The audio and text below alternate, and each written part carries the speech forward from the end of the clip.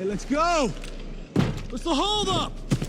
Your chief, he won't exfil. It's not safe out here. You what? Got work to do and staying. For what? So that more guys like Ty and Glenn have to come back here and save your ass again? You're done here. Now get in the fucking car.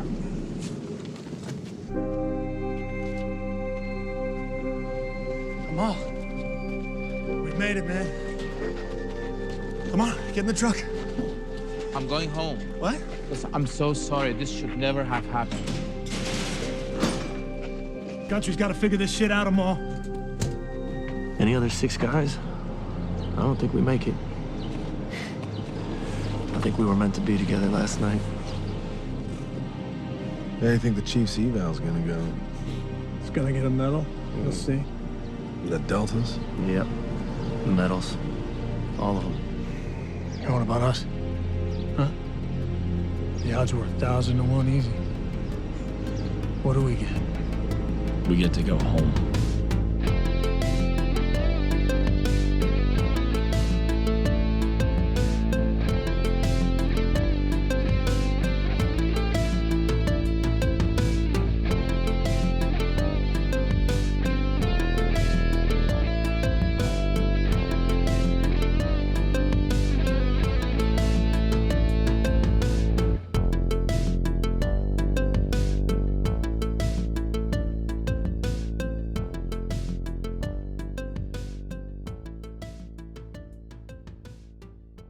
Hello and welcome back to Schlock and Awe, the podcast that dives into the cinematic universe of the global war on terror. I'm Evan Hill. And I'm Jack Crosby. Today we're talking about Michael Bay's 13 Hours, The Secret Soldiers of Benghazi, a 2016 film about the CIA contractors who heroically failed to prevent the disastrous attack on American government facilities in Libya on September 11th, 2012.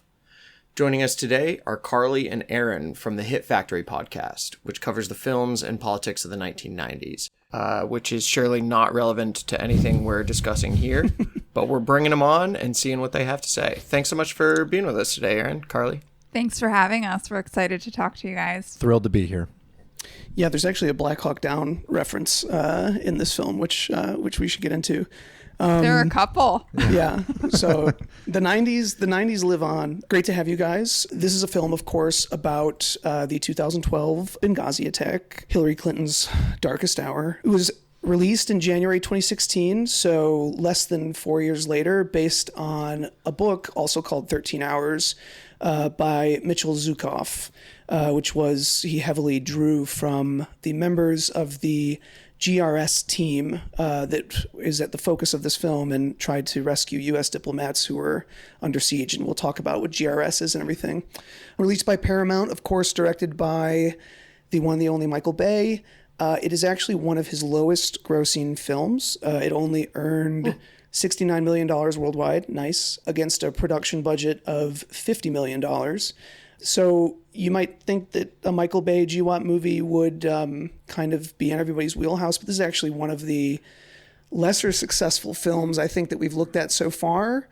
It also is one of the perhaps lesser films that we've looked at so far. It is sort of a action figure classic, but as we were discussing before we started recording, Michael Bay directs the shit out of this, and it is fun to watch, and he is a damn good director. It's just that his services might be enthralled to the devil. So we can get into that. But let me know, you guys take it away and give me your top-line thoughts on 13 Hours, The Secret Soldiers of Benghazi. I'll just start by saying that rewatching this last night, I was totally taken by the fact that maybe 80% of the film is an extended fight sequence, or I should say several fight sequences, one right after the other. And I am with these guys every step of the way. In fact, Bay is able to conjure even more investment and more interest on my part the longer these sequences go on. And I cannot think of another film that does that as effectively. He just is able to not only formally, but also narratively like create a kineticism that pulls you in. And then before you know it, you're like, 50 fucking minutes into back and forth combat sequences, and you are still just totally locked into the film. And it's one of the things that I think, despite the fact that he is indeed entrenched with the devil, I felt so strongly that this pull that he has, where he keeps you immersed in the combat for as long as he does, did formally, I think, kind of a lot of work to not necessarily put you in the headspace of the soldiers. I don't think that's ever quite possible with film, but I do think that it does some work to at once exhaust you and also kind of enliven you, not dissimilar to the ways that some of the soldiers in this, or some of the GRS members in this film, reveal themselves to feel as this combat goes on. They are a mix of exhausted, taxed, frustrated, and also exhilarated. And you kind of have a similar experience as you're watching this movie. Yeah, I think you just saying that kind of made me think about this a little bit more. And it's sort of a triumph of exactly what you're saying in Bay's directing, and that the most notable things that happen in the Benghazi siege all happen in like the first 20 minutes of action sequences of the movie. Like the ambassador dies, Right. Yes. and the embassy gets overrun almost immediately. Yeah. And I remember rewatching this, looking down and being like, holy shit, there's still 50 minutes of this hour movie left. left. Yeah. Like, Yes. because I'd sort of forgotten that a huge amount of, because this film sticks with that unit of CIA contractors, that, it all takes place. It's like them being able to get out of this country. And the other thing that what you just said reminded me of is that Bay does a really, really good job at immediately from sort of the first scene when Jim from The Office lands in Libya, at creating this like sense of tension and threat. Yes. Like it's Yes. like he's immediately in combat as soon as he gets off the plane. Like he's doing tradecraft in the parking lot, just Yes. even to like he doesn't even wave hello to his buddy at the Jeep. He just walks up silently and gets in, and then they like say hello. Yeah. And it's almost like Bay's like incontrovertible like racism and jingoism actually works very well directorially in this, because he's Yes. just like, you're in the Arab country now.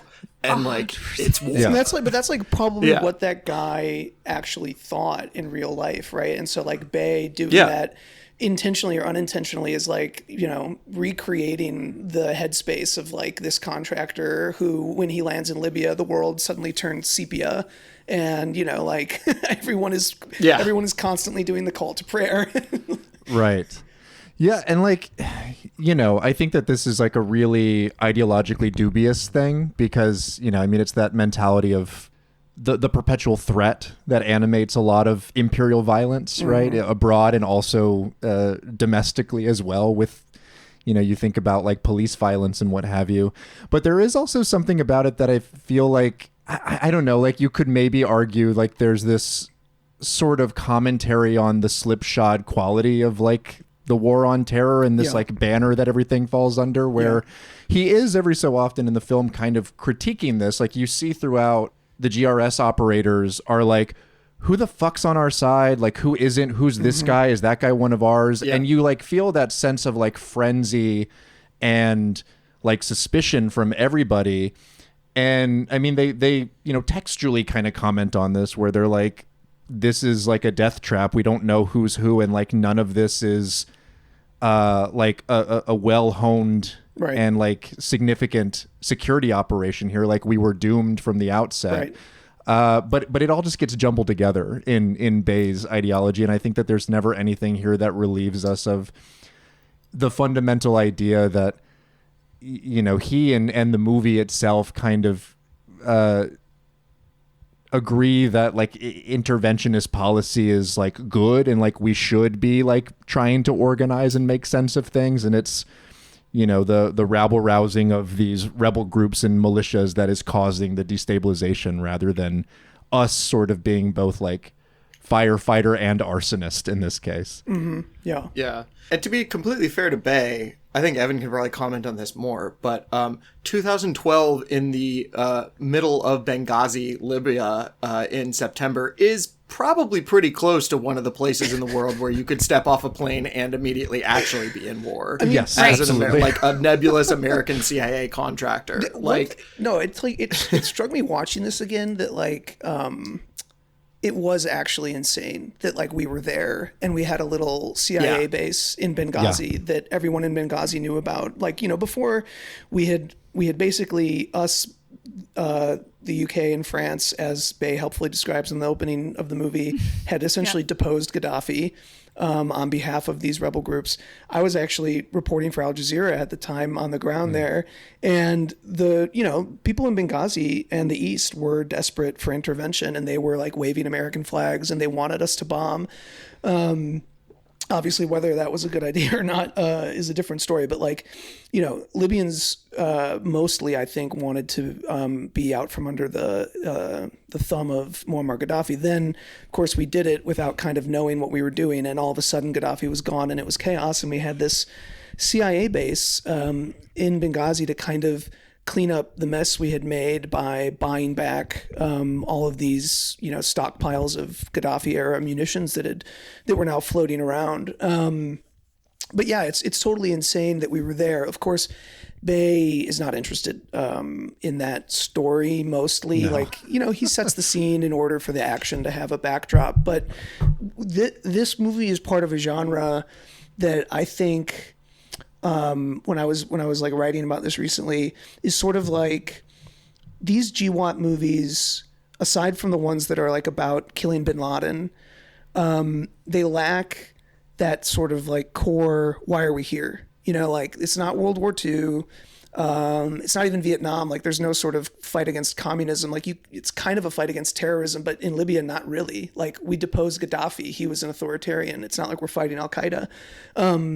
So it's like unclear why we're there, but Bay, and I think, you know, Lone Survivor as well. Who directed that, Jack? That's the Friday Night Lights guy.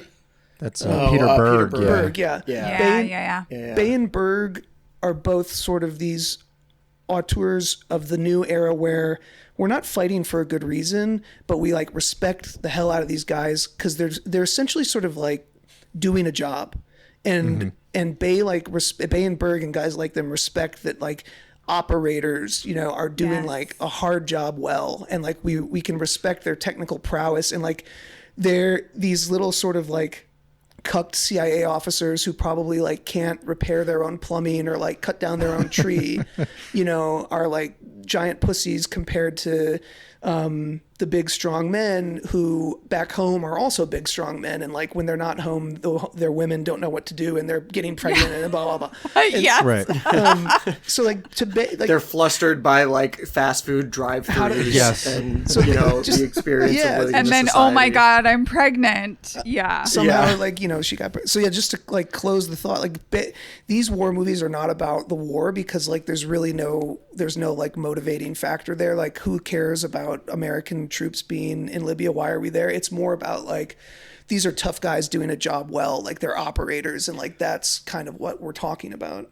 Oh well, and Bay, I mean, in this movie at least makes that very explicit by the scene that I think all of us clocked. You know, there's like multiple references to being an insurance adjuster in this movie, but like he makes it clear between the, you know, because I just in my head it's only just Jim from The Office, but I think his character's name is Jack as well, right? Which gets confusing with me, but anyway. The first scene between Jack and his like old SEAL buddy who picks him up at the airport or whatever, they kind of explicitly say to each other like, well, I'm doing this tour because it pays really well, money, and without it, I wouldn't be like, I'd be at home, you know, interacting with my children and wanting to kill myself. You know, like it's funny how he does this tension between like, these are the American warfighters that like are brave and heroic, but everything we learn about these is that these are basically just like cutthroat mercenaries, just like sort of sitting in a country because they don't want to like have the Jeremy Renner scene in Hurt Locker with the cereal boxes in the aisle. Like that's the only reason that they are in this place. There's like this undercurrent throughout the entire movie that is just this like really intense, like, cuckold anxiety, I guess I'll call it, in like many different facets. Like the idea of them having like, you know, domestic jobs that are just like, you know, like office jobs, like an insurance adjuster, which they mention.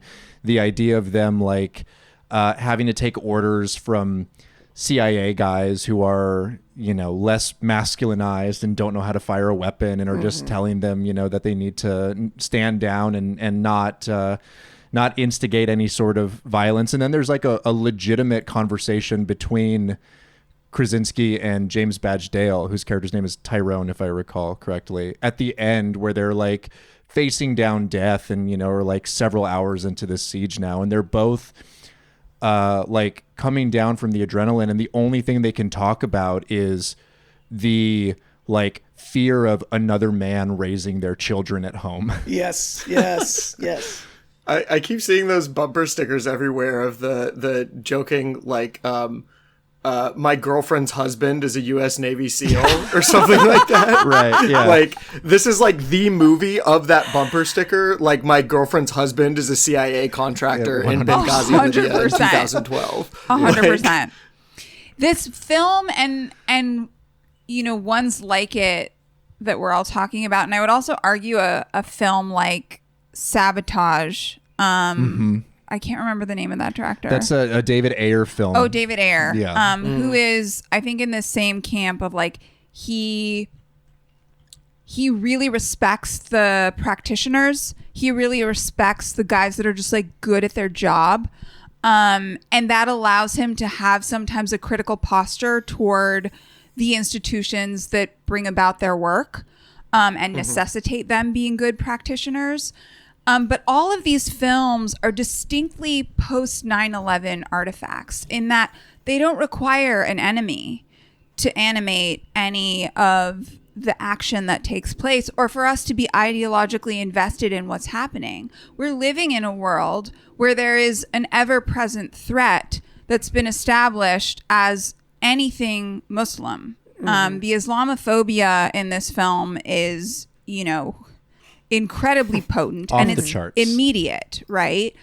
But the other kind of, I would say, nebulous enemy in a film like this one, and also I would argue in Sabotage, is the bureaucracy. So there's this like, there are these countervailing threats to scare quotes freedom that exist in the form of, you know, any sort of Islamic nation wanting sovereignty. And also this like managerial class obsession with procedure. That is also an enemy in a landscape like this one.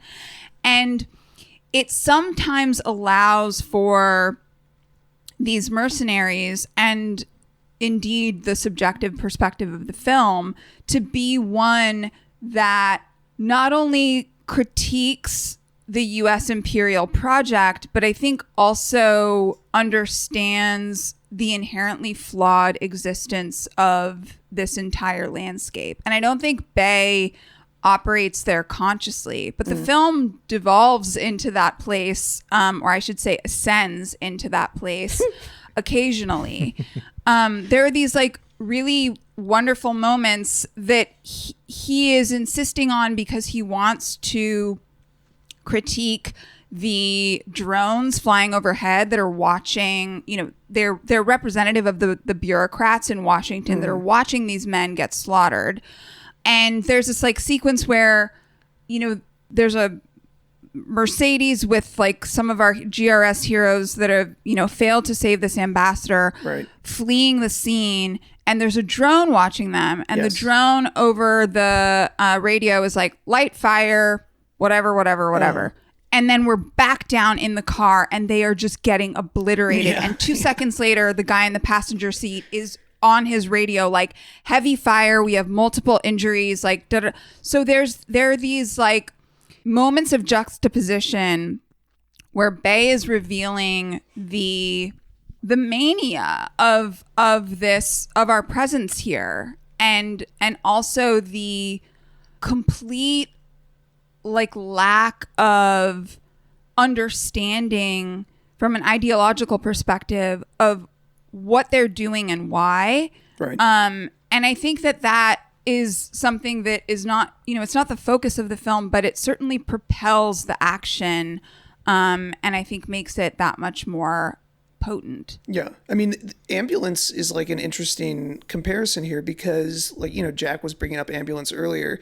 When I watched Ambulance, I finished that movie, or even like midway through that movie, I was like, this movie is anti-cop. Yeah. Yeah. Yes. Like the cops are incompetent, bungling, obstacles to our righteous protagonists, who are sort of, again, strong, sort of interesting, dynamic men. And, the protagonist in Ambulance is a vet, I think. Yeah, he's a vet. That's his whole thing. He's a vet, and he's being screwed. Well, I think they're both him and Jake are both vets, right? And they're friends. And he's being perpetually, again, to your point, screwed by the bureaucracy. And I think he's like not able to get his health insurance or something like that. That's like sets off, if I'm recalling it correctly. And so in both of these films, 13 Hours in Ambulance, like strong men connected to the military are being stymied by bureaucrats. And Ambulance kind of ends up in this weird anti-cop place. And 13 Hours ends up in, to your point, like an anti-CIA, kind of anti-military. I mean, the guys in the military are like, they're trying to help, but they're not doing a very good job.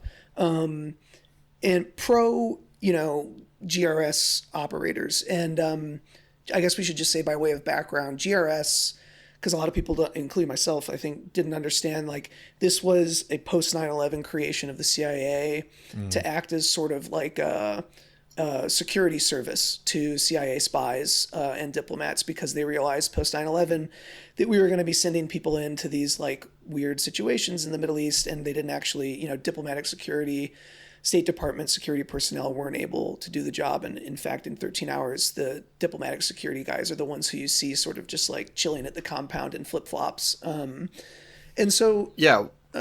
What this movie does actually well is it accurately depicts the fact that like your standard CIA field agent, even one deployed to like Libya or whatever, is not like a super spy. Right. It's just like a guy or a woman that's like really good at like getting coffee with people. Yeah. Yeah. They show spycraft in this where there's that one scene when they know that the compound is about to be under siege, and they're like, who has connections with like militia groups, get them on the phone, be really nice to them, offer them money, whatever it is they want, like get them over here. And it's just like, oh, these are just like professional networkers. Yeah. Far be it from me to like, step in to like, say a kind word about the CIA. But I did find it very funny in this movie that, and I'm not sure if this was like true or not. This feels a little bit like a Michael Bay Flight of Fancy, although I haven't read the book. But so they accompany the CIA agents on like 2 meets, and both times they have to like yank them out and they ruin the meet. And these like, fancy pants CIA people, like, they're not, it's unclear to us if they're ever doing their job. Like they're, as Jack said, like they're getting coffee. And then the GRS contractors actually in one scene go out and buy back surface to air missiles themselves. Yes. Which is like, dude, Yes. fuck. You're not supposed to, first of all, they're not supposed to do that. Second of all, I don't think they did do that. But Michael Bay is essentially saying like, no one here is competent except for the insurance adjuster and the real estate speculator from Southern California, who are doing this so that they can earn $140K a year, which apparently was the salary for a GRS operative. Oof, wow. Damn. That's terrible. No, I don't know that that's enough money to really warrant doing what they're doing. But I was just going to say a quick note before we started recording. I was reading some like a Washington Post story about GRS, which is where I got the 140K figure from. Not only that, if you worked for GRS, you did not get benefits. It's sort of like it's sort of like being a New Yorker writer, but for the CIA. Is like, you get this premier outlet will pay you a decent salary, but you also have like no stability. So like these guys, one of the guys who died in Benghazi in the attack is like, his wife is quoted in this article being like, You know, he died doing what he chose to do, and he felt like it was good that he was serving his country. But we have like 2 massive debts related to 2 houses, and also he had no benefits, and like we have no money. And like that's what happened to these GRS guys, right? Like that's nuts. I think it's funny that the movie ends with like the postscript about the Max Martini character, the one who gets his like arm basically like blown off. Yeah. That it's like they reinstated him into the military so that he could take full advantage of VA benefits to get his arm functioning. Yeah, again. literally the text is like he reinstated into the military and was able to have fucking like 12 operations on his arm that he wouldn't have been able to have otherwise. Like it's bananas. There's like, I mean, there's a class animus here in the film as well too, right? There are these moments where you see the like head CIA guy that's there at the annex, like talking to these people like they're hired help. In fact, he calls them hired help on more than one occasion, and basically is like, "You're the goons. Like you jump when I say jump. You don't get to have thoughts about what we do or when we engage or whatever. Like you're here to just follow us around and make sure that we're okay. So like." Keep your mouth shut.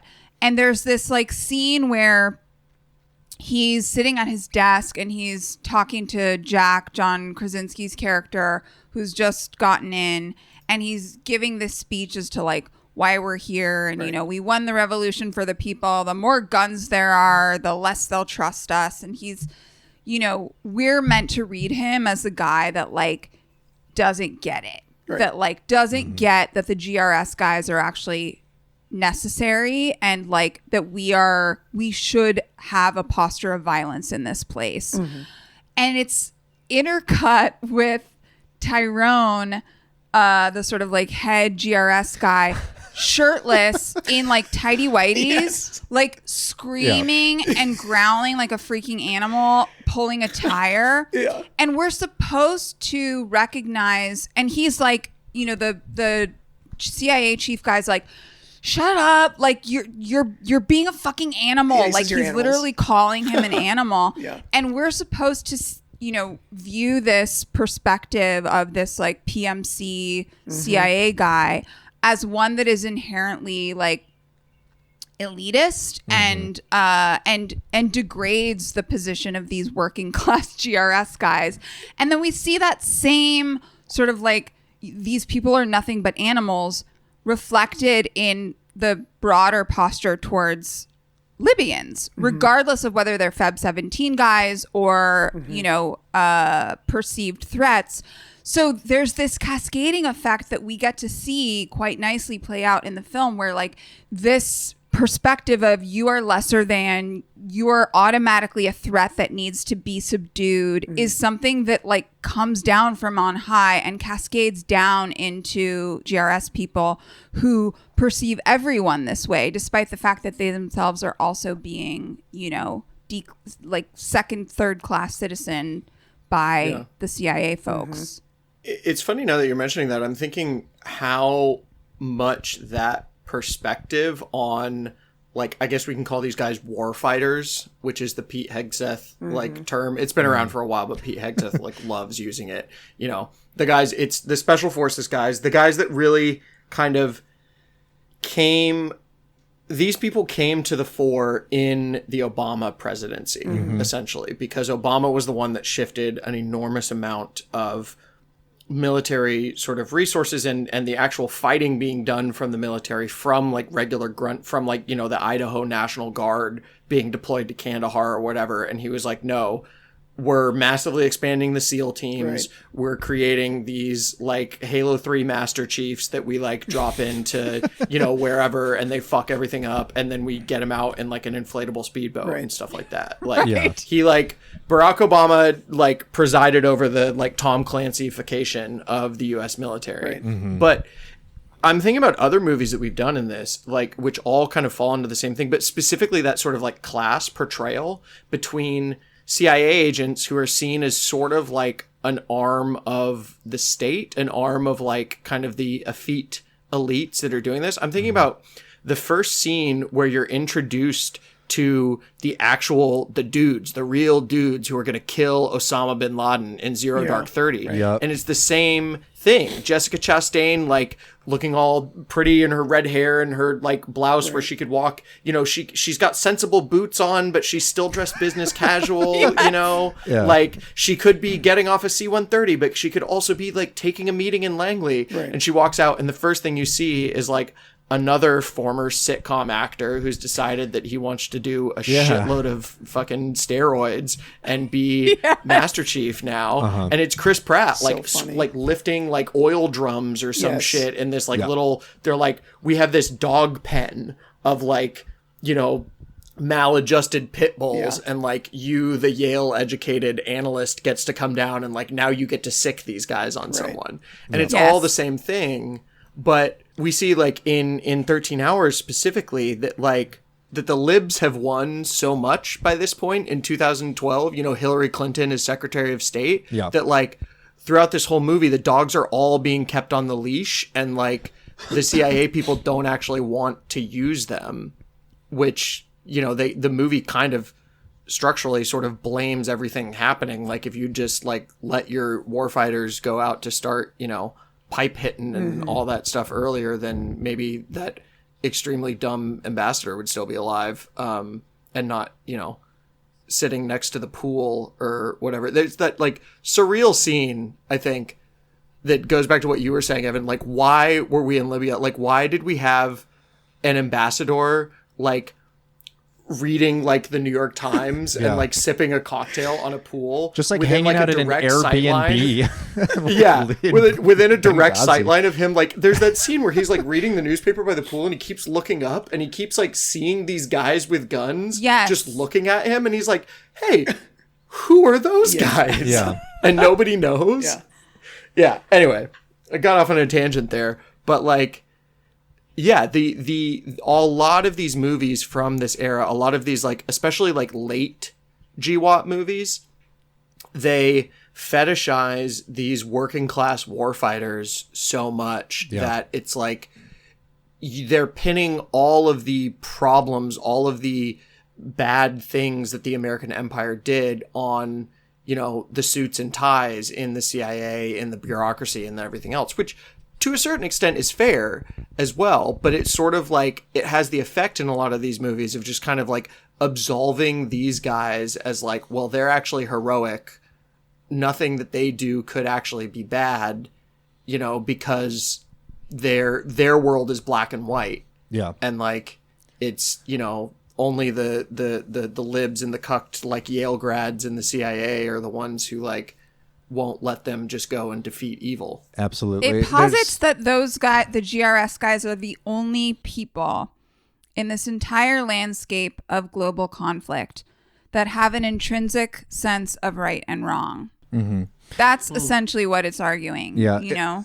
I mean, it's interesting the way you can chart 2016 in these movies, though, you know, that there is sort of this like class animus that's animating a lot of these like war on terror movies and more kind of like what we I guess consider like conservative leaning films, you know, that like anyone watching this from a position of having like a little bit of information and background and not just sort of like swallowing wholesale what the movie's giving you kind of understands exactly what you were mentioning, Jack, right? That like a lot of the emboldening of more like clandestine military operations and like these operators who are sort of like contracted fighters is just sort of part of like the optics of like a democratic administration trying to like not have as much like above board presence militarily, right? So you can kind of like make these sort of overtures toward like I mean the same thing that, you know, Biden did with Afghanistan, right? Where it's like, are we still in Afghanistan? We are, right? Like there's absolutely people operating there,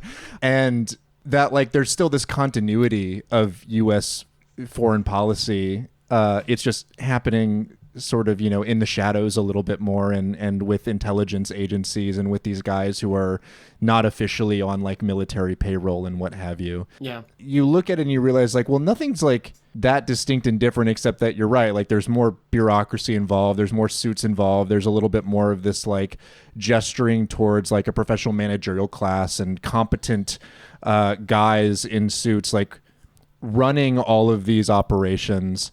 And then as you get into like Zero Dark 30, as you get into 16 Hours, you start to see some of the blowback of that, like in incidents like Benghazi, and the movies and like culture broadly reflect that kind of like frustration with the fact that there's these, ostensible like doves who should maybe be a little bit more hawkish when it comes to military intervention.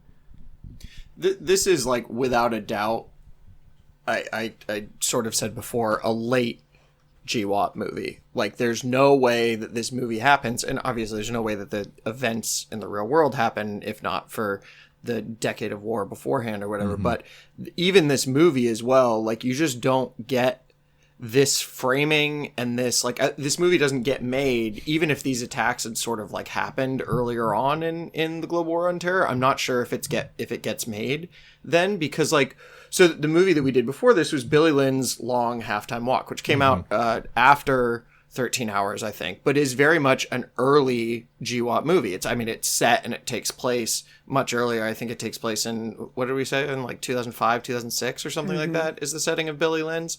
And it's the narrative around soldiers and like who they are and what they're doing is completely different in that movie than it is in in 13 Hours, for sure. Like, we have fully left.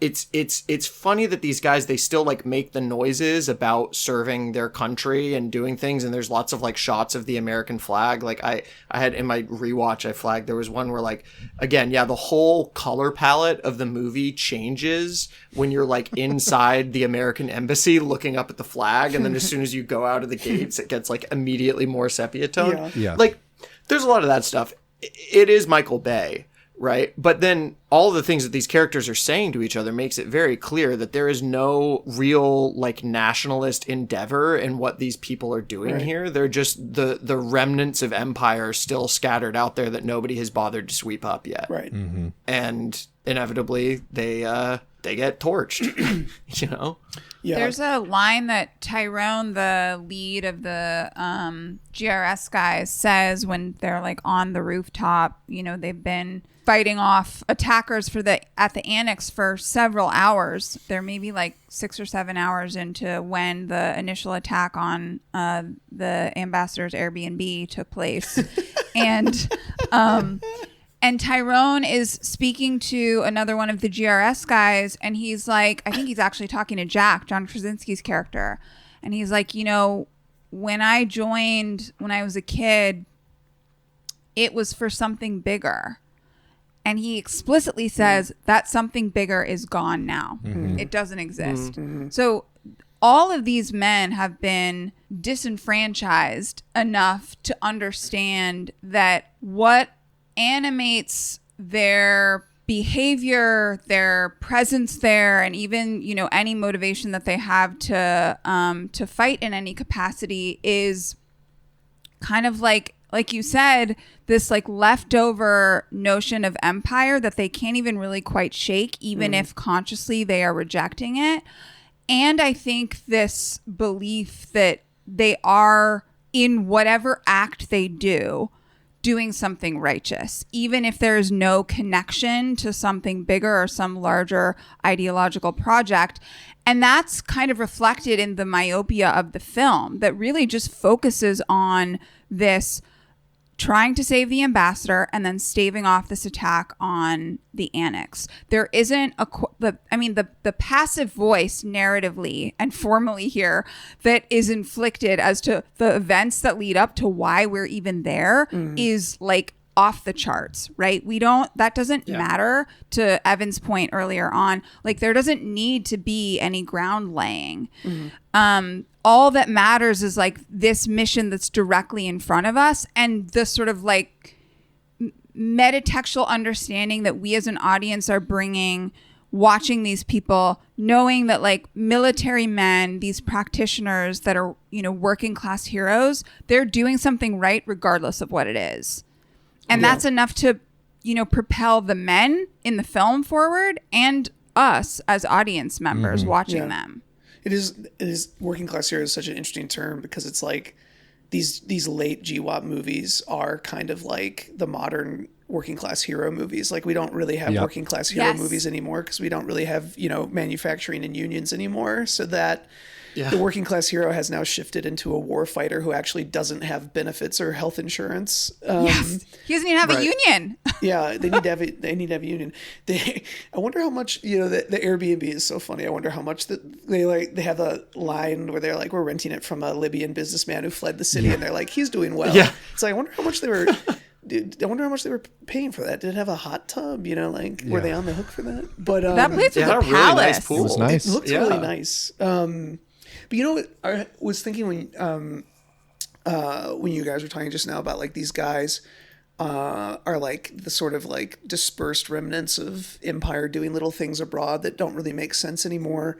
Zero Dark 30 comes out in 2012, which is both 4 years before this movie and also only 1 year or so after the events that it's depicting, after the killing of Osama bin Laden. So Zero Dark 30 comes out very fast, comes out in the middle of the Obama era, is obviously made in collaboration with the CIA.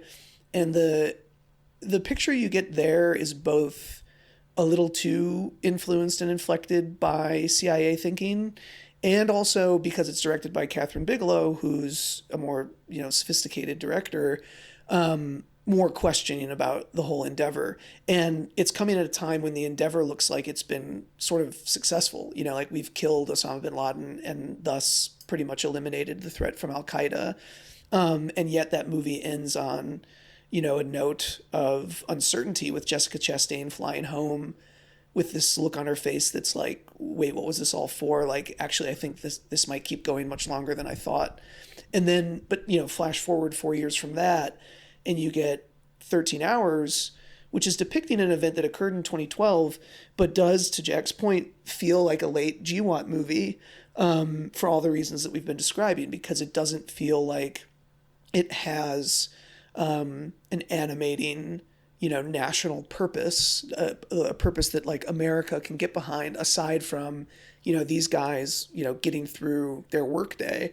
And that's where, Michael Bay's politics or lack thereof, I think is felt a little bit, because you could come away from this movie thinking, I'm like kind of sympathetic to these dudes and like their dilemma, and like the dilemma of the war fighters who are being used as a blunt tool by bureaucrats, blah blah blah. But then you look at what are the effects of the special forces buildup that Jack described that was really put in place under Obama, the reliance on these guys, and that's when you get into like Christian nationalism and like Punisher culture and this Pete Hegseth's tattoos and like there's a brief shot of Krasinski when he's suiting up, I think when they're about to go like try to rescue the ambassador, and he's got a little Punisher patch on the front of his kit, and so it's not like these guys are simple unpolitical actors. These are the guys who are going to like come home and write books and maybe work for administrations, maybe work in the Pentagon, and they have views about how American power should be wielded. And it does,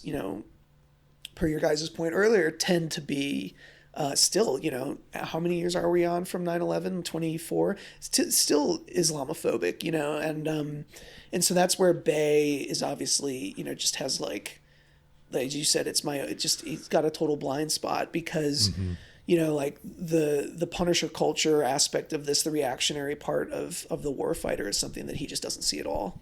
Right. The racism and Islamophobia in this movie is it almost feels silly to call it out because it is so blatant, and it's also the movie doesn't work without it. And as we've talked about, Bay has made a tremendous movie, and I was just thinking, I was like, why is this movie so entertaining and why is it so good? And I realized what Bay did in this movie is he made, like, literally almost storyboarding wise, shot for shot, he made a zombie film. Yeah, That's I what mean, they he say made. the word. I mean, they call the Yeah. no man's land zombie land in the Zombieland. film. But from a filmmaking perspective, the film itself is structured like that. Yes.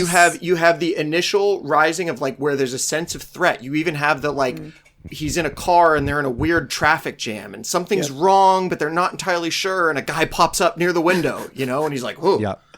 What's happening there? And then it sort of builds and builds and builds. And the obviously the payoff of the movie, the entire conceit of this movie is, are these guys going to survive? Right. It's a survival film, Right. And the only way that structure and everything works, you even have, I mean, it's exactly the same where every brown person they encounter, they question, are you infected or not? Right. Like, are you Right. Jan 17 or are you one of the Yes. bad Yep. ones? And we Yes. can't tell the difference, It's like they might as well be searching these guys for zombie bites, right? Yeah. And it like, it's, I think, a successful piece of filmmaking because of that, but because of just like an incredible commitment to, as Evan was saying, only centering these guys and their experience. And even more so, I think more so than any of the other films that we've watched thus far. And like Evan said, we watched American Sniper and Lone Survivor. I think this film, completely erases any point of view, perspective, analysis, or humanization of anyone who is not one of these warfighters than anything else we've watched. You get by far. We should talk about what's his name? Amal. Amal. Yeah, we should talk about Amal. Yeah. They For do sure. him so dirty. Yeah, I do. On the subject though that you're talking about, Jack, like there are so many formal decisions and like images in this that are so distinctly like zombie cinema. The one that like sticks out to me is there's a wide shot on Zombieland as like the first wave is coming, and then there's a drone shot that sort of matches it, that shows these militants, these combatants sort of like trudging through like the grass, like headed towards the walls of the compound. And like in one or two of these shots, it doesn't even look like these guys are like armed or they're running. Like they're literally like hunchbacked and like arms swinging, like they look like they're zombified already. And it's just like, oh, this is bad. Yeah. Yeah, the Islamophobia is, I think, in full relief with the character of Amal, who is their local interpreter, and has, some formless sense of loyalty to these people for reasons unknown. Presumably because he just like knows right from wrong, right? Scare quotes, heavy scare quotes on that. But he's a fascinating character because he's with these men. He's a part of the CIA annex, so he is ostensibly another type of suit, right? He's not our, what we've been calling working class heroes. He's not muscled up. He's not, out there lifting tires. He has no military experience. Right. And he even says at one point, I'm not weapons cleared. And they're like, fuck that. Take a gun. You're coming out with us. Yeah. And he rides along with these GRS guys when the situation escalates and they need to go and try to rescue the ambassador. And then he's with them throughout the course of the evening as they're trying to stave off attacks at the CIA annex once they've already lost the ambassador's house that he was staying at and lost the ambassador. Right. And he, for all his loyalty, the risking of his life, that he sticks with these men as they're entrenched in battle, which he is not trained for. At the end of the film, Tonto, who is one of my favorite characters, by the way. Pablo Schreiber. I fucking love him when he's doing this and like Den of Thieves shit. He's so good. He's so good. I love him so much more in this context than I do in The Wire. He, has kind of like kept Amal under his arm, but he also has this like annoyed older brother perspective that he has with Amal, where he's just like, dude, like stop pointing your gun at my face. Jesus, like get your shit together. Like I don't want friendly fire happening. Like he's always sort of like ribbing him. Yeah. And at the end, after they've been through everything that they've been through, this harrowing night, Amal has proven himself, I think, beyond a shadow of a doubt. He says to Amal, your country's got to get this shit figured out, buddy. It's and so then he condescending. leaves. And I'm like, what? You can't even give him a hug? Like, it was, but this is again where Bay's Bay's perspective is one that allows you to sort of see the absurdity and the cruelty of these GRS guys and their entire existence, because you look at that and, you know, if you're not like really paying attention, you're like, haha, that's funny. But you lock down like one more level and you're like, that's barbaric. It's what so a barbaric fucked up. thing to say to that person. And the fact that it's in the film, I think, is like, you know, it's the beautiful contradiction of Bay's politics or like apoliticism. Right. And it is, we rationalize that perspective because we understand that Amal is lesser than ultimately, right? Mm-hmm. He's not really one of the good guys. He at the end of the day, he's still got a stain on his shirt. And I think like that, where he's a character that we are meant to sympathize with to a certain extent as an American audience. The movie never quite lets us fully understand what his life or his experience might be like, because we're not supposed to. Right. And that, I think, is the, you know, worst turn of the, you know, Islamophobia that animates this film, more so than some of the stuff that's a little bit more blatant. It's also very funny that Amal is played by Peyman Moadi, who is Iranian. And like when you hear him talk, it's like very much not an Arab like English accent at all. Like right. He's clearly an Iranian person. Also, Peyman Moadi is like a great actor. He's, you know, he's so great in A Separation, which was made in 2011, like you know, 5 years before this, and they just do him so dirty by making him so dirty. I feel like Western movies do this all the time, where they find like really great performers from like international cinema, and they're like, oh, we want to bring you in because we liked you, and then they do something like I think of, and this is not all that proximate, but all the guys from like the Raid movie coming over into like the Star Wars universe for this scene where they're just like screaming at Harrison Ford for a minute and they all get eaten by like a giant CGI blob, and it's like, what was that really worth like hiring these guys and bringing, you know, these icons of international cinema into your movie for? But I digress. I just want to say Pablo Schreiber, before we leave Tonto completely, like, I totally agree, is so good in this. Although, you know, again, like the beautiful ambivalence of Michael Bay. Do we know if he's good for the reasons we think he's good, or is he good because he's like so bad? But like, there's that other scene where they're trying to get the attack to stop, and there's like a friendly rebel outside the front gate, and he's on the phone, and Pablo Schreiber's like, who are you calling right now? And he's like, oh, I'm calling the guys to see if I can get them to like stop attacking you, and like maybe we can organize a surrender.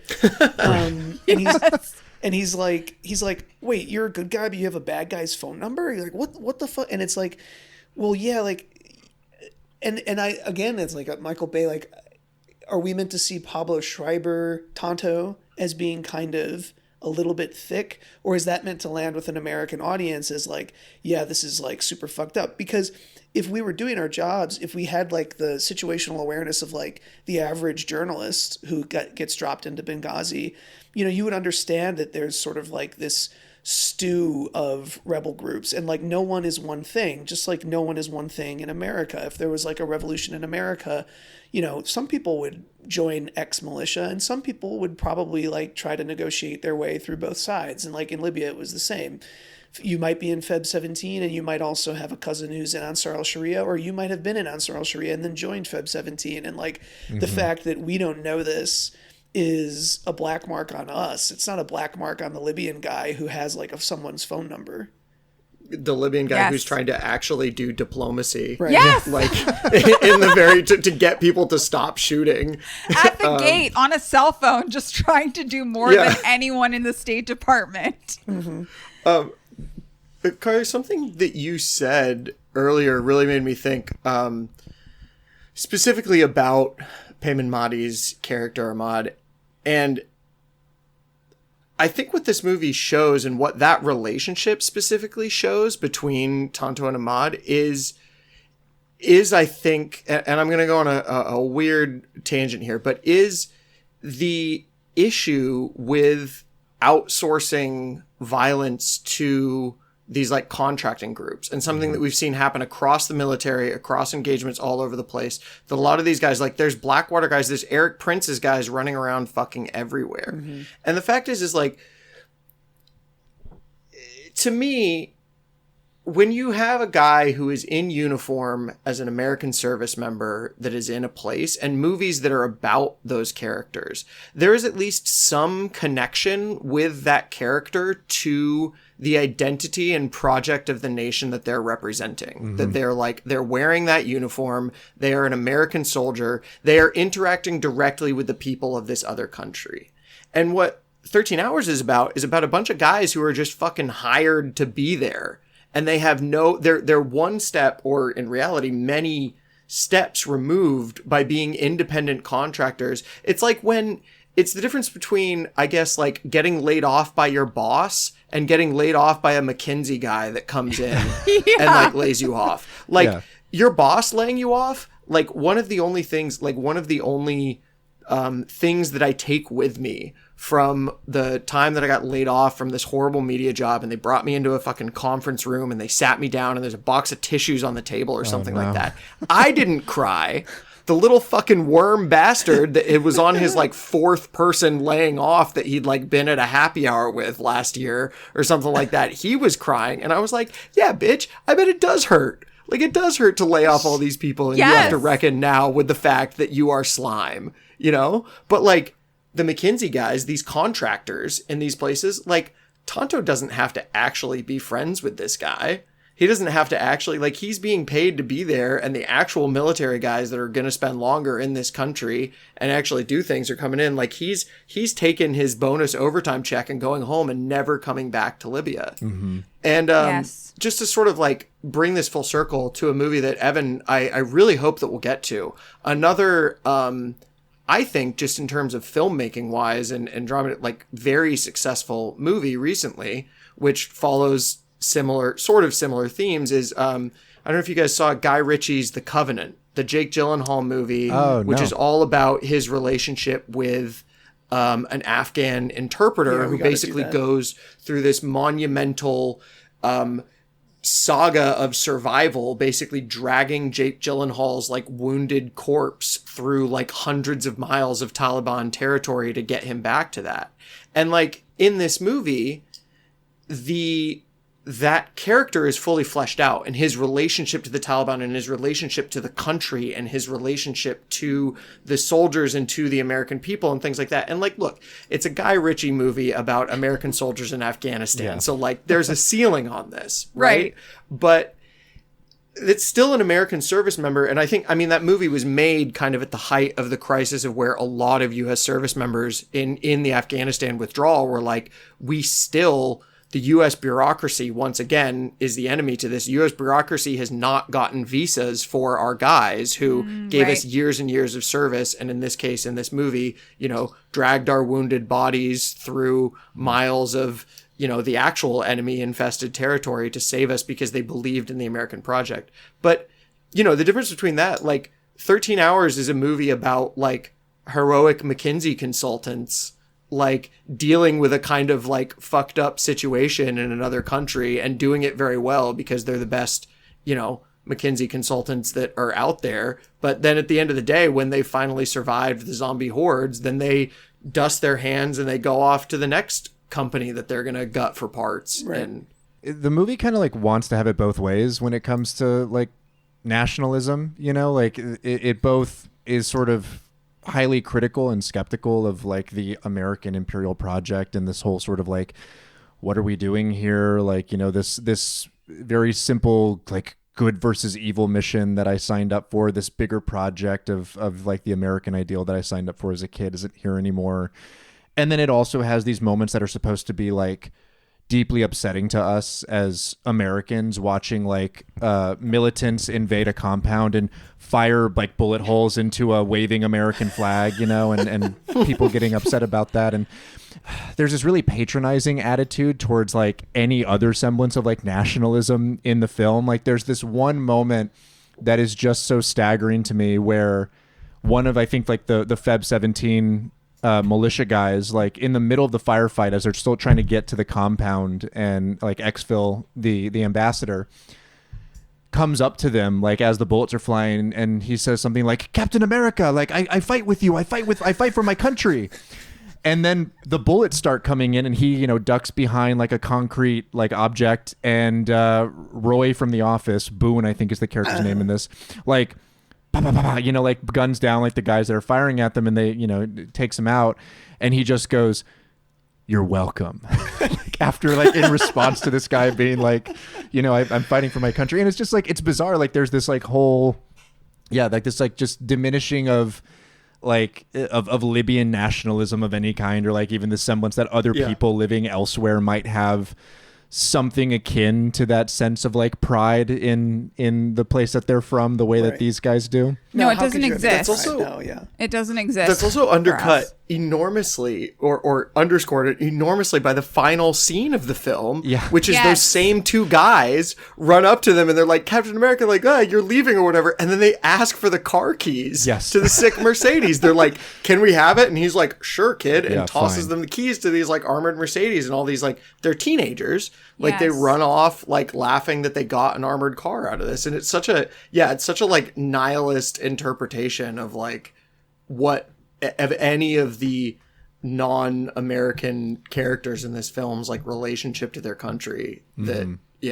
there is no relationship to their country. We don't presume that these people have a relationship to their country, a desire that animates them out of some sort of, you know, sense of pride, or even something more personal, like their own familial experience. Like there's no recognition of the desire for sovereignty even existing, let alone being valid in these nations, which, you know, presupposes a lot. And I think also lands us back at that final scene that you're talking about, Jack, where importantly, he gives him the car, and then he turns to the other two people in his crew and he's like, you know, there's no way they would have known where that compound was without, you know, some bit of inside information, some coordination from other people on the ground. And he's very explicitly implying that the Feb 17 guys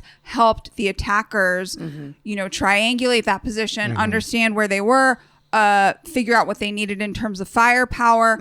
And so like, even at the end of all of that, they're saying like, even the guys that like we're here to link up with and like, you know, we support the revolution, whatever the fuck we're telling ourselves, we actually don't recognize them as legitimate. And at the end of the day, we find them to be duplicitous too. And like, even in the casting, I mean, if we're just talking about some of the like formal elements of the movie, the Feb 17 guys are all kids. They are slightly more, I mean, I don't want to do like phrenology on the podcast here, but they're slightly more Western coded. They're Bay, like, or whoever is doing casting, like very expressly casts the people who are, you know, making up the attack against the embassy or against the ambassador and the annex. Like they look a certain way. And then when we see some of these guys coming in to help them, they're either younger or they're like, I noticed a lot of men who came in to help who were, you know, representative of like the friendlies. They were kind of like built more like the GRS guys. Like they're either kids or they're like pretty muscular and like have shorter hair. So there's like all this kind of like formal work being done to say like, these people are not necessarily a threat the way that some of these other guys are. But ultimately, you must land on the side of understanding that none of them can be trusted. And the film says this explicitly, you know, in text as well as in these like formal decisions. And the one other thing I want to point out too, just in terms of like this mistrust that is completely, you know, not only misguided, but also blind to the ways in which we might be behaving in a way that is similar.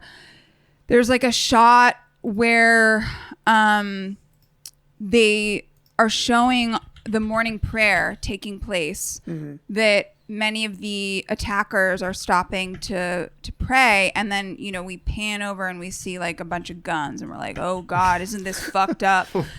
The next scene is Tonto, hand on his rifle, armed to the fucking teeth, sitting back talking about God. And I'm just like, what are we meant to think? Like, there's no, oh, isn't it terrible that these people are praying, then they're going to get up and shoot at us? And, you know, our guys are doing the same shit. They're sitting there talking about, like, Tonto says, I don't really worry when the bullets start flying because I know that God is protecting me because I'm doing the right thing. Right.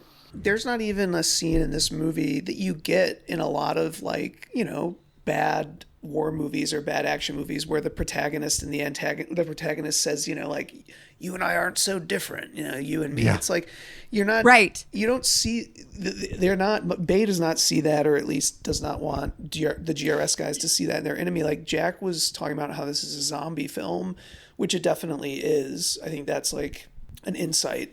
It's also at times a cowboy and Indians film, but yes. You know, it's like, because they've got their redoubt, they've got their little fort, the cavalry is supposed to come, but because this is critical of bureaucracy, the cavalry never really comes. They have to to save themselves.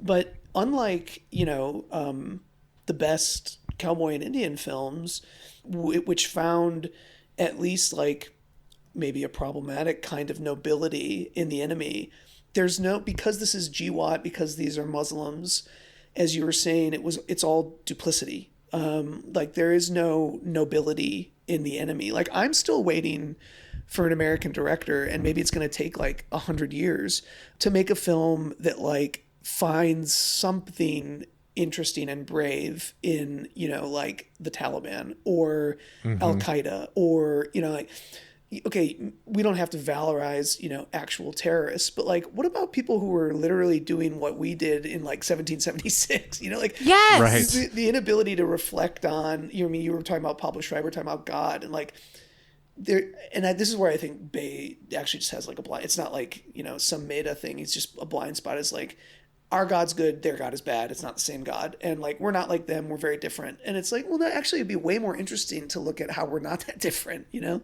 Yeah, presupposed ethno supremacy is boring and tedious. I'm sorry. Just like narratively, like, I don't find that compelling, you know? Yeah. Yeah, where's our heroic Mahdi army biopic? Seriously, here? You know, we were joking recently that like someone could make a great biopic about Yahya Sinwar. You know, like he you know probably didn't make the best decisions for his people, but like that makes for an interesting character. You know, raised in Gaza, family was the victim of war crimes, becomes the leader of Hamas, goes out in this dramatic fashion.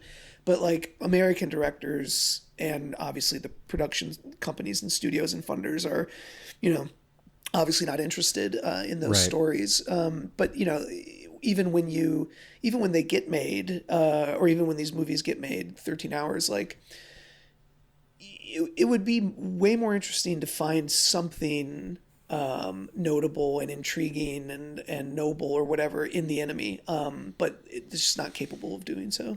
Yeah. Right. You're making me realize that like the first part of a Sinwar biopic would not look unlike the first half of Malcolm X. Yeah. Like, just like being imprisoned and educating yourself and then coming out and like leading a revolution and, you know, like it the narrative writes itself sort of, right? But you're absolutely right that like no one is interested in that sort of depiction of revolution or of violence that you know, looks like that, I guess. Well, a curiosity about their motivations legitimizes some kind of humanity, and that's not something we're willing to afford those people. Tango approaching. Tonto, get back. You gotta move. Contact front. RPG.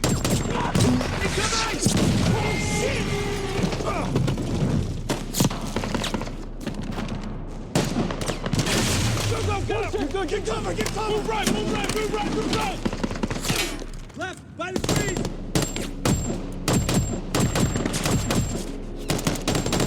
Tied to the right. Move! Move! Move! Tonto, move. Go! Go! Hustle! We're pushing forward to front gate. Might want to get inside. I wonder if they can get the Broncos game. Get high, get high, get high. Too fucking old to be climbing walls. Jesus Christ, get your gun out of my face, bro. Fuck. Fucking amateur hour, man. If the inside is the info inside. It's on this side. Scott, Link, where did you see him last? Let's get to the top of this building. Let's go. You guys are watching a soccer game. Just another Tuesday night in Benghazi.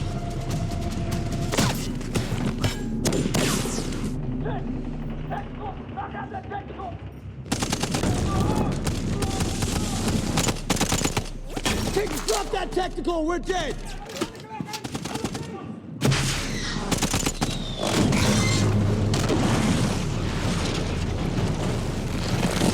Hello, Captain America. I'm fighting for my country. You're welcome.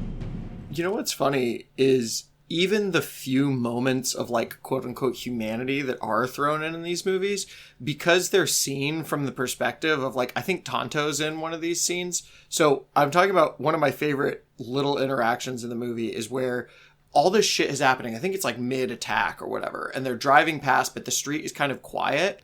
And they drive past and there's a guy sitting in his garage with the door open and a bunch of dudes and they're just watching a soccer game. Yeah. Yes. And Tonto goes, they're in there watching a fucking soccer game or something like that. And it's from his perspective where he's like, oh my God. And the meaning that you're supposed to take from it is Tonto's thing is that like this country is so fucked up that like these people, they don't even care that Americans are under attack right next to them. They're watching a soccer game, which in the hands of a less horrifically racist director, like I can't tell you the number of times I've gotten past civilians doing just wildly inappropriate or not even inappropriate, but just like wildly mundane things while like the craziest shit in the world is happening like 500 yards from them. And it's like, yeah, they're watching a soccer game.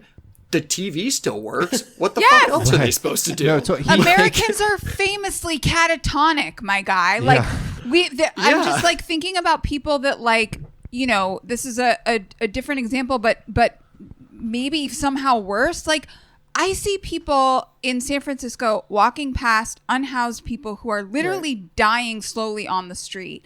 And not only is there indifference, but there is active contempt. Like this idea that like just another Tuesday night in Benghazi for these guys is a hilarious conceit because it disregards completely that one, like the destabilization of that region is not something that just happened, but that's, you know, not Bay's purview, but also that like, yeah, like people in America are constantly like, I mean, Seinfeld's entire, you know, finale is based on the fact that they just are like people that don't give a shit about anything terrible happening. You know, that's like something that Americans are not ashamed of. The movie even like immediately contradicts like that scene of kind of like shock and surprise from Tonto when they're like walking by another guy who, I don't know if he's watching TV or just like listening to the radio, and he says something along the lines of like, oh, I wonder if he can pick up the Broncos game, you know, tell us the score. He's, you know, sitting here in the middle of a firefight too, also just like concerned about football. Like, I mean, I will give it though that like one of the things, like I always admire in one of these kind of movies when a film feels like it really gets the rhythms of communication of these types of operator guys, like not just like the jargon, and like the jargon in this is like pretty good and like kind of fun to listen to and try to make sense of, but just like these assholes like sitting at the compound quoting Tropic Thunder and then being like, oh, classic, you know, like Yes. just like these guys who are just like total buffoons and assholes. And like, I think of like at the end when Max Martini is like trying to block his ears because he's right next to like a big weapon that James Badge Dale is running, and he's like putting, you know, like some sort of gauze in his ear, and James Badge Dale is like, hey, Oz, you drop your tampon, and it like isn't a joke that even makes sense, but it is something that one of those idiots would say to the other one, you know, like it gets at some of like the vapidity of those kinds of guys, like when they're just like trying to communicate and be real people, like when they're not doing the jargon. And I think that the movie is fun to see how kind of vacant they are as people when they're not like saying words like ambo and exfil and shit like that. But I will say that Bay gets this rhythm right, and it is a very compelling watch. So, you know, the politics of these characters and of the film itself aside, the ability that he has as a filmmaker to sort of immerse us in this world and have it feel like tactile and feel real, and also bring us along sort of with the momentum of what's happening, you know, that can't be denied. Like partway through their like rooftop battle sequence, like he has this really great ability to sort of bring these lulls in, and then he brings you back to the action. And even the conversation that takes place between them when there are these lulls is interesting and funny. There's like a moment when Tonto's like, I'm gonna have to break up with them before we leave, and he's talking about a mall, and you're laughing, and then you're like back in the action. And like the movie really does, as I said earlier, it does pull you in. You are, even if you aren't emotionally and ideologically on these guys' side, you are subjectively on their side because you are absolutely invested in their survival. Right. Yeah. We've been kind of shitting on Bay for like an hour and 15 minutes, but I guess we should probably acknowledge that we all like got visceral pleasure out of watching this film, and like he is just an extremely talented director, and like the even though it is, you know, a bit of a long film, I think it's like 2 hours and 10 minutes or something like that. Yeah, I mean it's very close to 2.5 hours. Which is, you know, long, but and as Jack brought up in the very beginning, like a full hour plus of that is just like one firefight, which is kind of crazy. But the economy of editing and directing, especially in the beginning when you're getting to know these guys, and you know, he just does that extremely well. Everyone has, you know, a character, even the, you know, the people who were meant to look down on, and it's just that is unfortunately, you know, good filmmaking.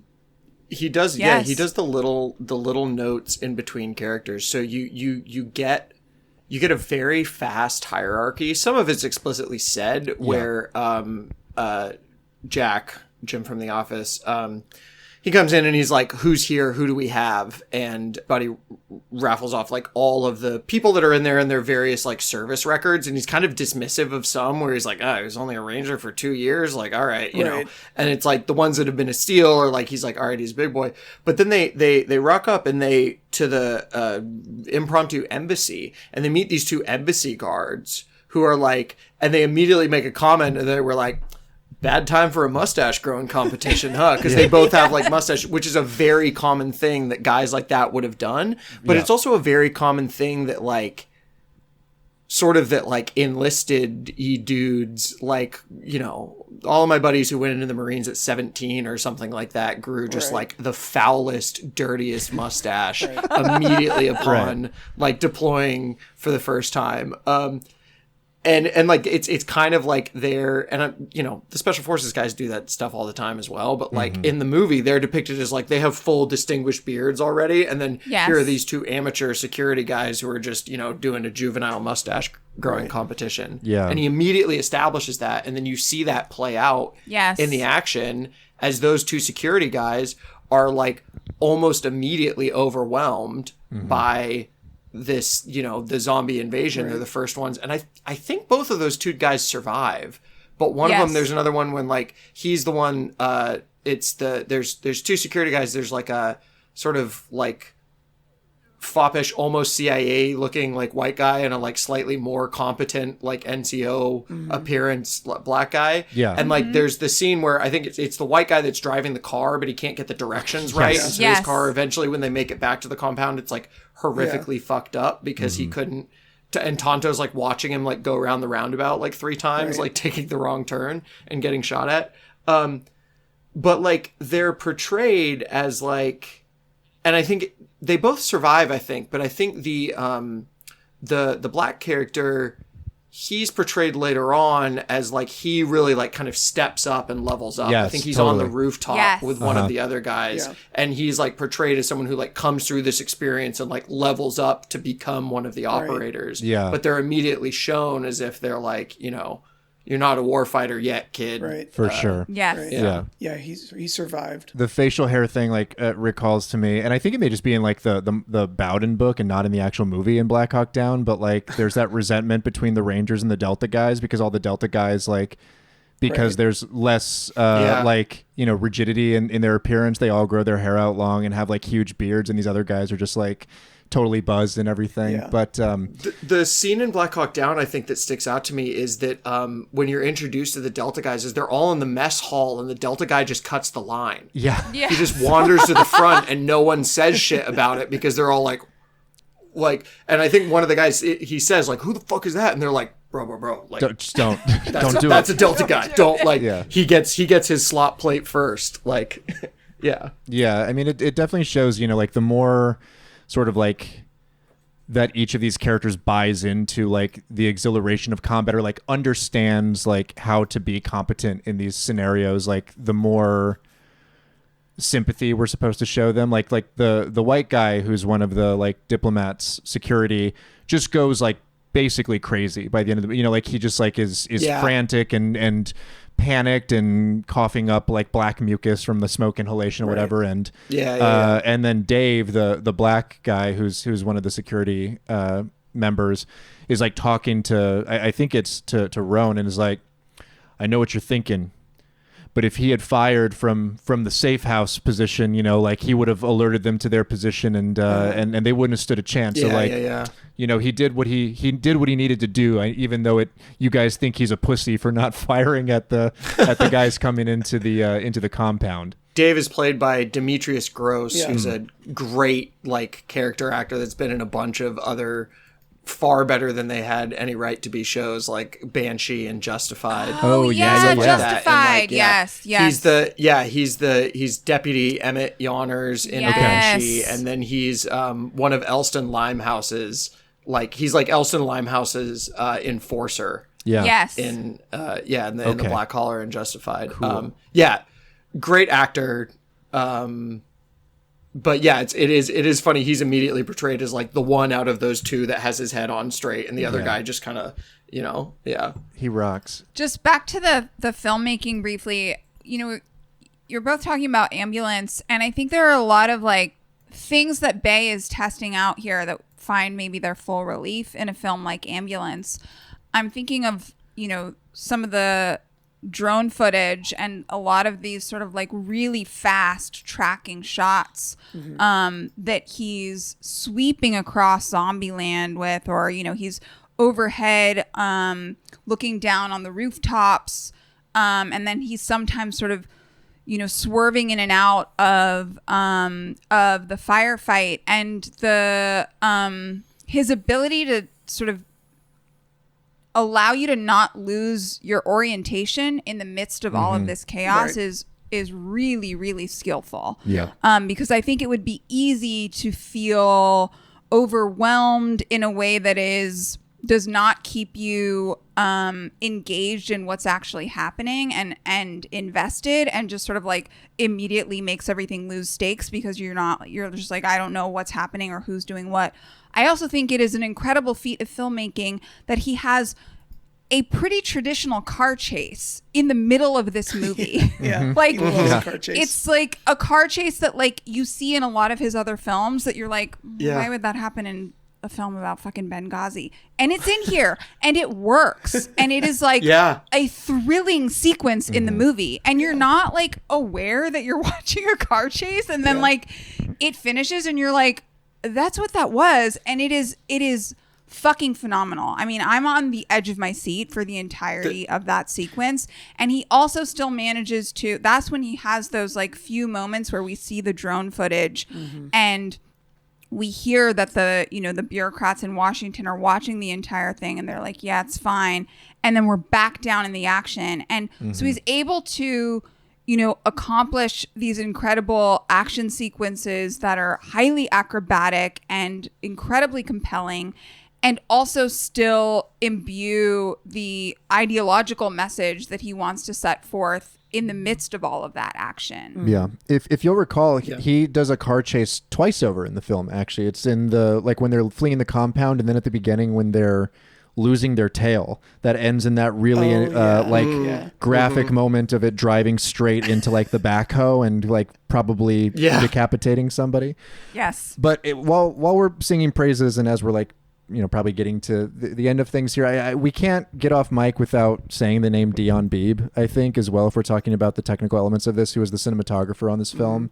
Fantastic cinematographer, incredible cameraman, responsible for some of Michael Mann's early like digital experiments, like Collateral and Miami Vice, which have like an equal, I think, sort of like groundedness and tactility to their camera work, and especially to like the action sequences.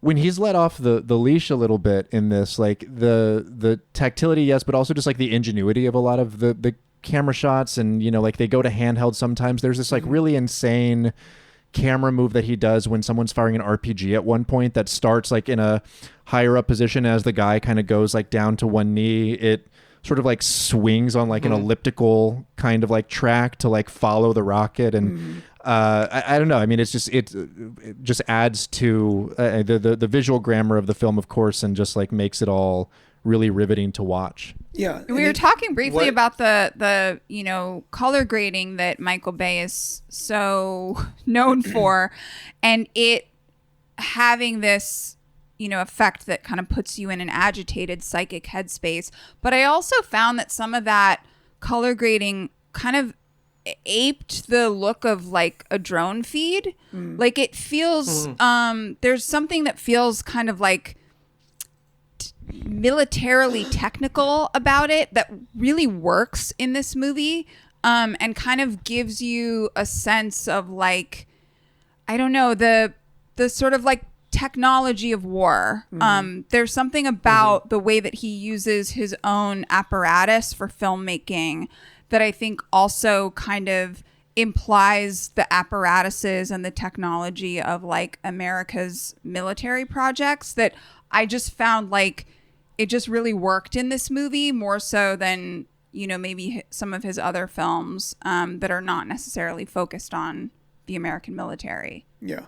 I think that's kind of a good segue to how we usually close out every podcast, which is we describe, so I don't know if you guys are familiar with the concept of challenge coins, which are these like commemorative coins that government and military agencies will like give to participants in a certain like exercise. Like the FBI will give like a challenge coin to all the deputies, like, who bravely served in the LA riots of 2025 or something like that. But the military does this all the time. So we say what our challenge coin for this movie would be, what would be on the challenge coin, because there's usually like a thing. So for example, my challenge coin would probably involve something that we hadn't really talked about in this movie, which is just a hand doing the little shaka thing, which is like the one like shibboleth that they have between telling if someone's like good or not. That's like the zombie detector. Like, will the guy do the hang loose hand sign back at you?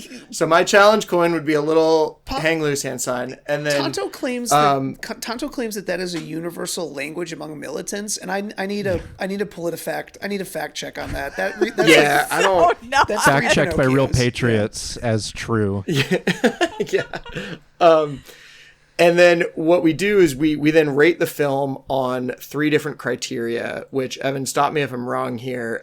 One is the realism score of it, correct? Which is like, we got to go back to it's been so long since we did an episode, but realism, which is how sort of accurate the movie is to real events and real life. jingoism, which is like how turbo fascist America first is the movie. And then we usually give it an operator score as well, which is differentiated from realism in terms of like just how specifically like hardcore and accurate is the military stuff how much in of the movie.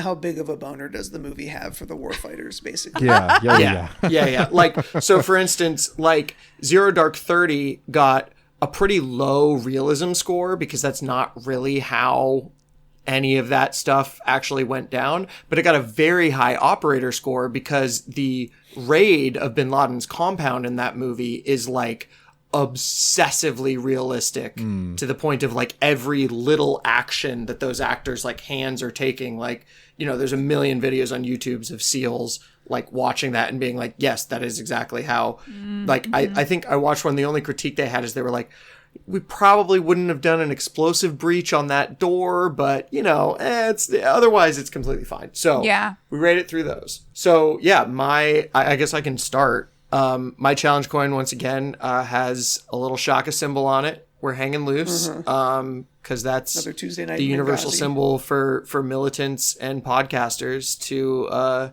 designate that they're pals. Realism, I think I'm going to give it 2 challenge coins. Many of the things that happen in this movie did happen in real life. You know, Chris Stevens, the ambassador, I think that was his name, right? Chris Stevens, the ambassador, did, you know, die very quickly in the assault from smoke inhalation. It did, you know, kill a large number of embassy staff, but others were evacuated and able to get out to this GRS compound. And, you know, it does, for the most part, depict somewhat real events that did happen. So we're going to give it 2 out of 5. I don't know if there were 2 separate car chases during all of this, you know, and I think a lot of the stuff in between is probably not realistic, but, you know, yeah, I think these things broadly did happen. Jingoism, it's always hard with Bay because like we were talking about how Ambulance is like fundamentally an anti-cop movie. Like this is kind of fundamentally an anti-imperialist movie. Yep. Because the entire point of this movie is, why are these guys still here? The contractors don't know why they're still there. The CIA people have all of these ideas about why they're still there, but those ideas are always presented as like, this is stupid, you're wasting your time.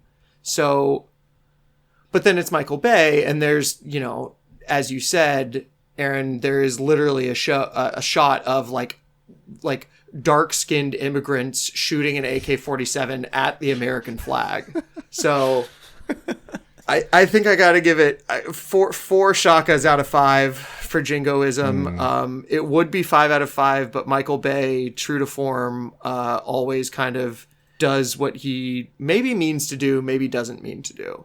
And then operator score, I'm going to give it a 2 out of 5 coins for operator score as well. They take great pains to make these guys seem like operators. The gauze in the ears was actually a really nice touch because, which it's kind of shocking. I mean, this happened in 2012, but by that time, even then, what a lot of these guys, especially not highly-ish paid, but like contractors that have all their own gear, they should have in a lot of these things, you know, reactive like headsets that they have on, which are like integrated communications. And they're also like, you can hear through them really well. I've worn them a couple of times and they're awesome. They're like incredible. It's like, it's a little tinny, but you can hear people talking like clear as day next to you. And then if you fire off a gun, like right here, it doesn't make your head hurt. Wow. But they should all be wearing those. The gauze in the ears was a nice little touch. I like that.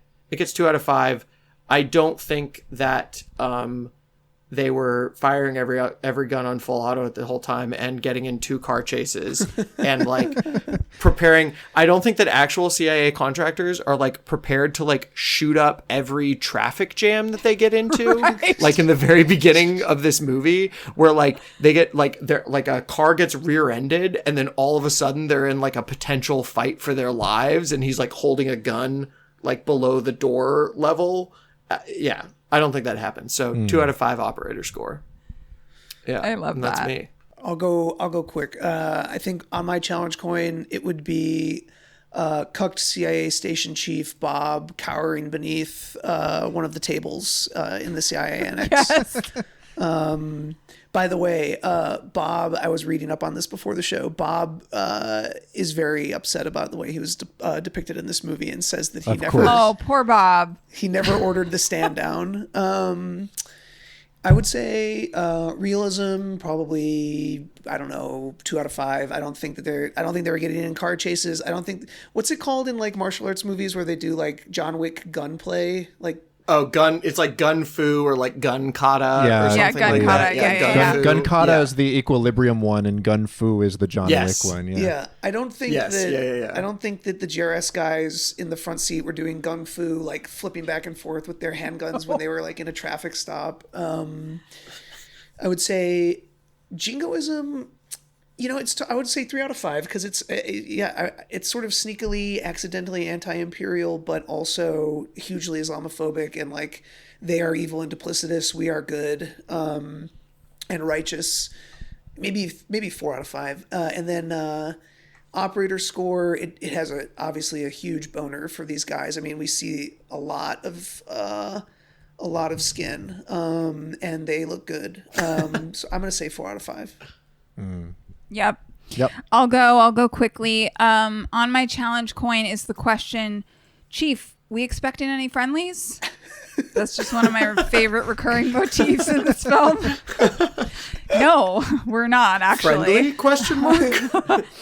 And then for realism, I'd say I'd probably also give it a 2 out of 5. And to add to what you both said, I think one of the things that makes my score low is that it also just does not set up the context for the events in any way that feels accurate or substantial, which again I know is not Bay's project, but I do think that dispenses with some realism. Jingoism, I'd say probably 3.5 out of 5.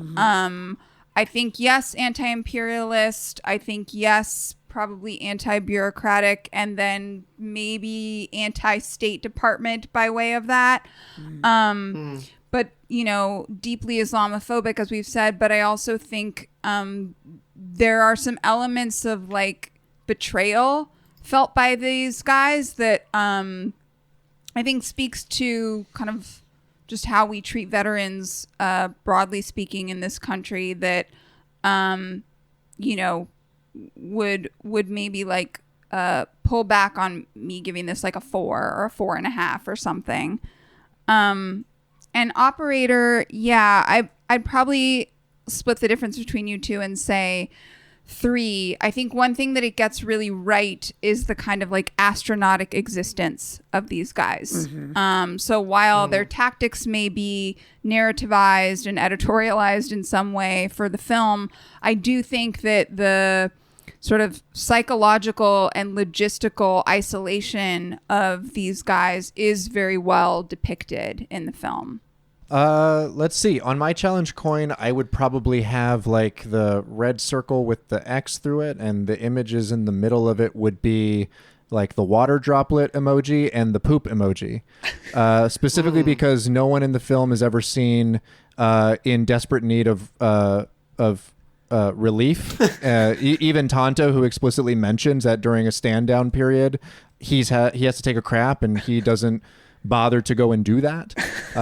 So at least one of these guys was holding in a heavy shit for the entirety of the fire. Another form of bodily sacrifice that they make. That's for right. us. No one pees, no one poops throughout the movie, and that's just the sort of constitution that's necessary for a real operator, is to just never have to do that kind of thing. Even as you're, you know, the modern warfighter shits their pants. Only a cooked Harvard-educated CIA officer has to poop during war. That's right.